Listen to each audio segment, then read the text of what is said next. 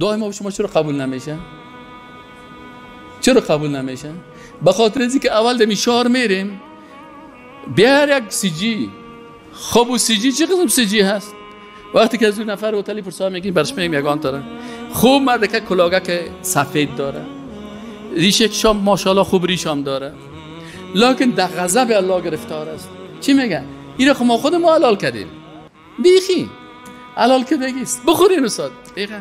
آخر یک شاگرد است که میبینید یک کمک دیندار است، من برای من میگم استاد خوب است، سرتا خوب است، جان تاجر داشت من بچم من والا من تو را بسیار استاد خوش دارم. خیر ببین خوش داری خیر یک راست خوب بگو.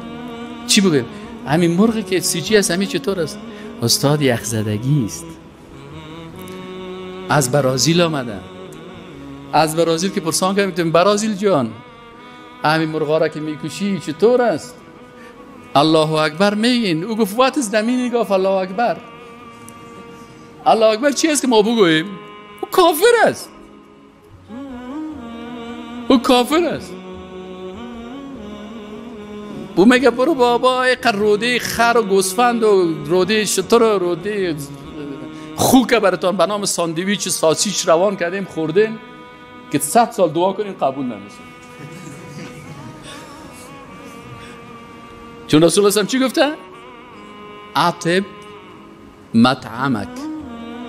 این تقوای مالی هست. غذایی را که میخوری پاک بگردان.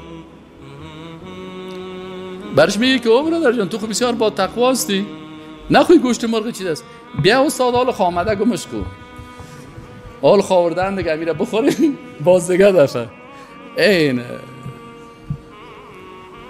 این تقوای چی شد؟ مالی. عایدات و مصارف، از کجا پیسه آمده و در چی مصرف میکنی و کدام غذا را میخوری. در سیستم‌های دموکراسی و آزادی است نه؟ آزادی گوشت‌های مردار، آزادی شراب، آزادی گناه. آزادی چی مانا؟ کلش آزاد است. مسلمان که از چی است؟ میگه مسلمان که است از دنیا سجن المؤمن، دنیا زندان مؤمن است. چرا زندان مؤمن است؟ پیسه داری شراب خوردن نمیتونی، مثل که در زندان است. در زندان که باشی جیبت پیسه هم پر باشه بعد میگه یک گلاس یک بوتل آب بخر، میگه نه اجازه نیست بشی قرار. رسول الله میگه دنیا کلش چی است برای مسلمان؟ زندان است. امکانات زنا داری از ترس الله زنا کردن نمیتونی.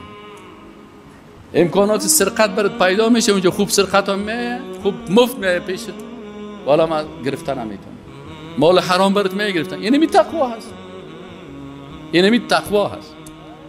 بس این تقوای مالی هست.